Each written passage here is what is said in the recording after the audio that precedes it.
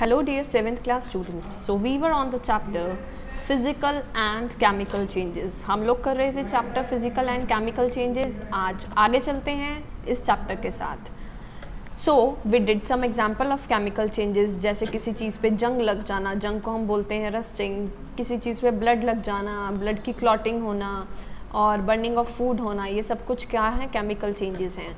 अब chemical changes के क्या क्या करेक्टरिस्टिक्स होते हैं. सबसे पहला करेक्टरिस्टिक केमिकल चेंजेस क्या क्या होता है, change of colour.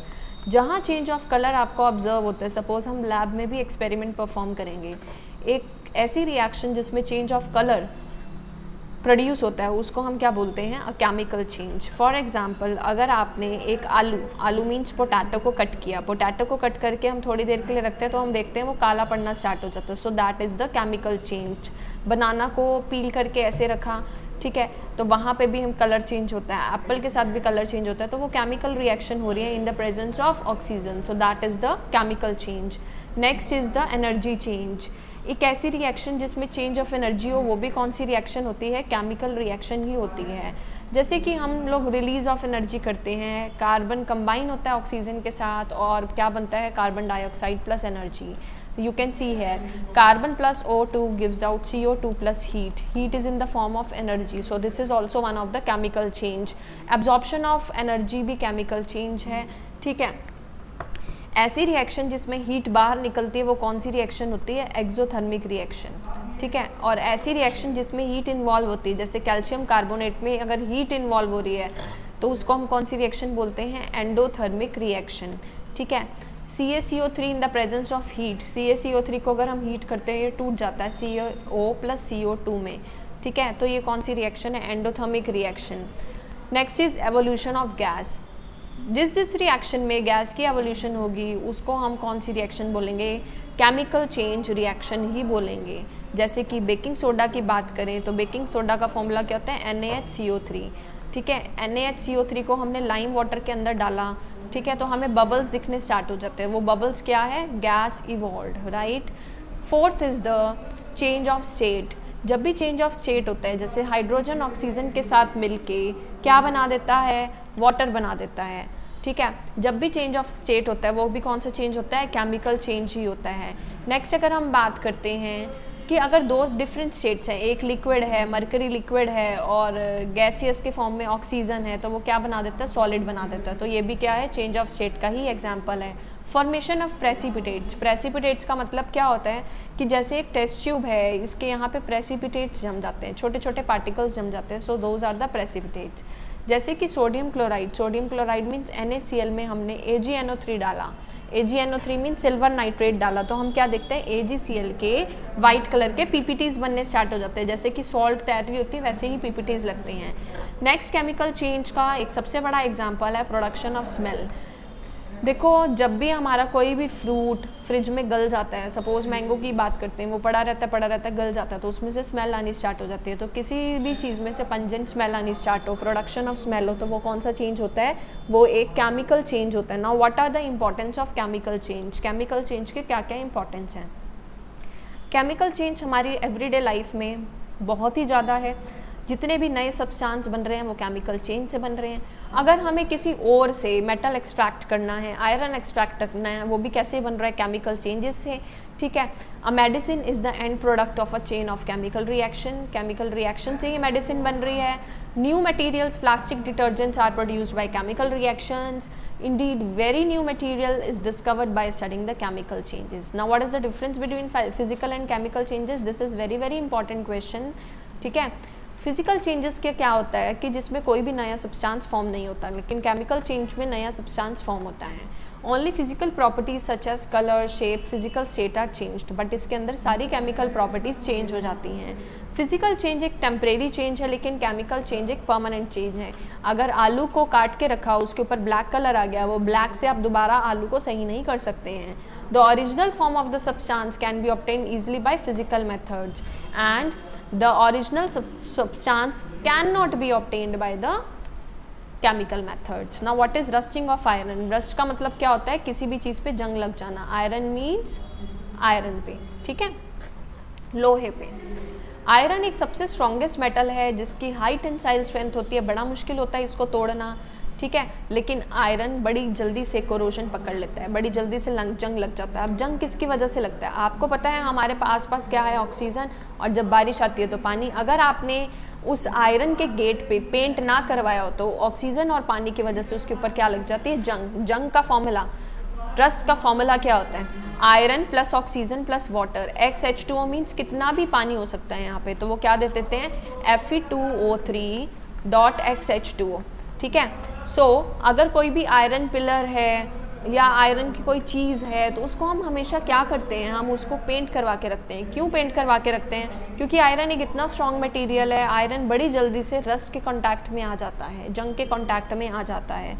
There is an iron pillar near Qutub Minar in Delhi. The pillar is almost 7 meters 22 feet high and weighing more than 6,000 kilograms. It was built more than 1600 years ago. The pillar is 98% wrought iron.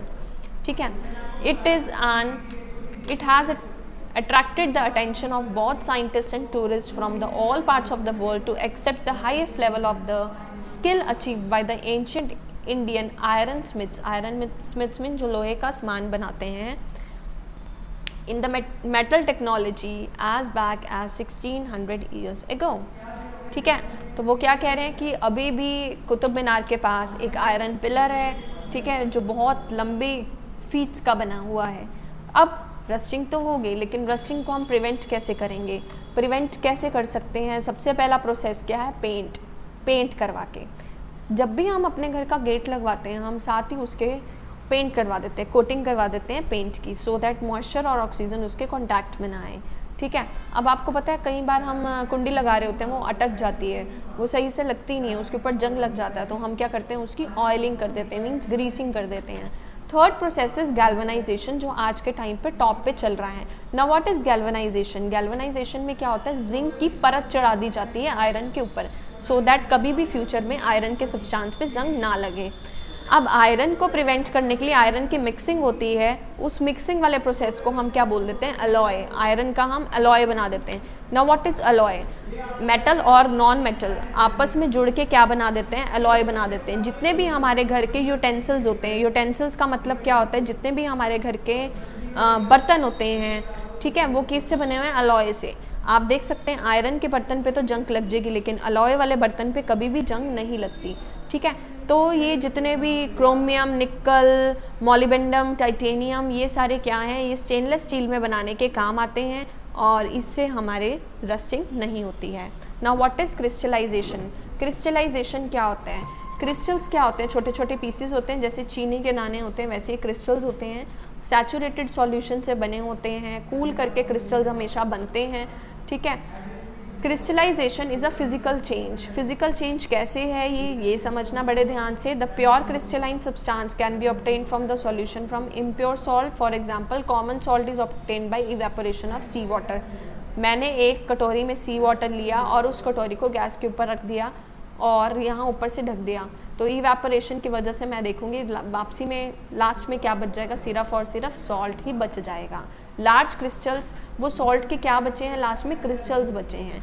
Large crystal of pure substance formed from their solutions are called crystalline solution. Now what is more to know here? 1913 में English metallurgist आए। Metallurgist mean जो metal की study करते थे, जिनका नाम क्या था? Harry barley. हैरी बार्ले ने कौन से प्रोजेक्ट पे वर्क किया? उन्होंने जो राइफल के बैरल्स होते हैं उनको डिस्कवर किया और उसको किससे बनाया? क्रोमियम से बनाया। ठीक है, लो कार्बन स्टील से बनाया, जो क्या था? स्टेन रेजिस्टेंस था। ठीक है, मेक इट्स रेजिस्ट रस्ट, और उसको उसके ऊपर जंग भी नहीं लग पाती थी क्योंकि वो क्या था? स्टेनलेस स्टील से बना हुआ था। ठीक है, तो इसी वजह से उस प्रोसेस से ही एक वर्ड स्टार्ट हुआ जिसको हम क्या बोलते हैं? Stainless steel. एक्टिविटीज़ जितनी भी हैं वो हम लोग क्लास में परफॉर्म करेंगे। Now what is displacement reaction? देखो रिएक्शंस हमें आती हैं क्लास 10th में, बट ध्यान से समझते हैं डिस्प्लेसमेंट रिएक्शन क्या होती है। डिस्प्लेसमेंट का मतलब क्या होता है? एक जगह से दूसरी जगह तक चलना। सपोज एक ए है और एक बी सी है, ये क्या करेगा? ए डिस्प्लेस कर देगा बी को, तो यहाँ क्या बन जाएगा? ए सी, और बी क्या निकल जाएगा? बाहर। ऐसी रिएक्शंस को हम क्या बोलते हैं? डिस्प्लेसमेंट रिएक्शन बोलते हैं। ठीक है, तो डिस्प्लेसमेंट रिएक्शन में क्या होता है? मोर रिएक्टिव एलिमेंट डिस्प्लेस कर लेता है लेस रिएक्टिव एलिमेंट को। क्या बनाने के लिए, एक सॉल्ट सॉल्यूशन बनाने के लिए। ठीक है, डिस्प्लेसमेंट रिएक्शन के लिए आपको रिएक्टिविटी सीरीज लर्न करनी है। किसकी लर्न करनी है रिएक्टिविटी सीरीज? मेटल्स की। तो हम करते हैं रिएक्टिविटी सीरीज ऑफ मेटल। इसको आपने ट्रिक के साथ करना है। Please stop calling me a zebra, I like her, call me smart guy. ठीक है, तो अब हम इस ट्रिक को करते हैं। प्लीज से आपको याद रखना है पोटेशियम, पोटेशियम का सिंबल होता है के। स्टॉप से याद रखना है आपको सोडियम, सोडियम का सिंबल होता है Na। नेक्स्ट याद रखना है आपने कैल्शियम, कैल्शियम का सिंबल होता है Ca। नेक्स्ट याद रखना है आपने मैग्नीशियम, मैग्नीशियम का सिंबल होता है Mg। Next is aluminium, aluminium का क्या सिंबल होता है Al। ज़ेब्रा से आपने याद रखना है जिंक, जिंक का क्या सिंबल होता है Zn। आई से याद रखना है आपने आयरन, आयरन का सिंबल होता है Fe। लाइक से याद रखना है आपने लेड, लेड का सिंबल होता है Pb। हर से याद रखेंगे हाइड्रोजन, एंड हाइड्रोजन का सिंबल होता है H। कॉपर, कॉपर का सिंबल क्या होता है Cu।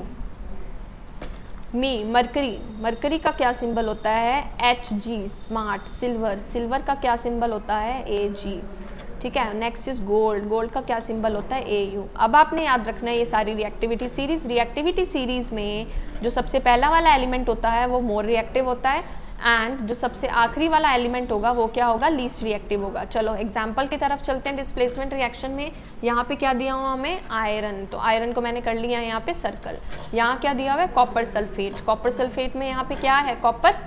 ठीक है, अब कौन मोस्ट रिएक्टिव है, आयरन। मैंने क्या बताया, ऊपर वाले मोस्ट रिएक्टिव होते हैं, नीचे वाले लीस्ट। तो आयरन फटाफट से डिस्प्लेस कर देगा कॉपर को, तो यहाँ क्या बन गया, आयरन सल्फेट, और कॉपर निकल गया बाहर। ऐसी रिएक्शंस को ही हम क्या बोलते हैं, डिस्प्लेसमेंट रिएक्शन बोलते हैं। Next is oxidation reaction. ऐसी रिएक्शन जिसमें ऑक्सीजन का एडिशन हो उसको हम क्या बोलते हैं, ऑक्सीडेशन रिएक्शन बोलते हैं। ठीक है, it is the process of oxidization of an atom और compound when it properties change. For example when iron object undergo oxidation, वो ट्रांसफॉर्म हो जाता है, इलेक्ट्रॉन्स लूज कर लेता है, उसी की वजह से उसके ऊपर रेडिश ब्राउन कलर की जंग लगनी स्टार्ट हो जाती है। ठीक है, so what is browning of cut vegetables and fruits. जब भी हम वेजिटेबल्स और फ्रूट्स को काट के रखते हैं, एप्पल को थोड़ी देर काट के रखते हैं, बनाना को थोड़ी देर काट के रखते हैं, हम देखते हैं उसके ऊपर ब्राउन कलर की परत आ जाती है। वो किसकी वजह से आती है, ऑक्सीडेशन ऑफ फूड की वजह से ही आती है। ठीक है, ऑक्सीजन के कांटेक्ट में आके फूड हमारा सारा ब्राउन हो जाता है। ब्रिंजल की बात कर लें, पोटैटोज़ की बात कर लें, इन सब के ऊपर ब्राउन कलर आ जाता है। So that is browning of cut vegetables and fruits. So students, you have to read the whole chapter in detail and try to solve, tick the correct option, very short and short question answers. Thank you.